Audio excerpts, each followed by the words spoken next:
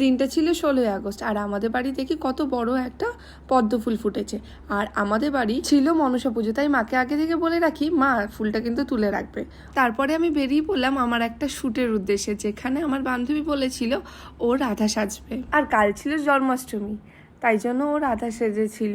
আর প্রথমে ভেবেছিল যশোদা সাজবে, কিন্তু ওর ছেলে এতটাই দুষ্টু, ওর ছেলে কৃষ্ণ সাজলো না, তাই ও বললো যে থাক আমি তাহলে রাধা সেজে নিই। যেহেতু আমি বরাবরই কম মেকআপ খুব পছন্দ করি, ওই কারণে আমি ওকে খুব হালকা একটা লাইট একটা লুক দিই। দেখো ওকে কেমন লাগছে। আর এগুলো কিন্তু বেশিরভাগই সব এক্সটেনশান হেয়ার, দুটোই কিন্তু দুটো এক্সটেনশান হেয়ার, কারণ আগে থেকেও ভেবে রেখে দিয়েছিল চুল ছাড়বে।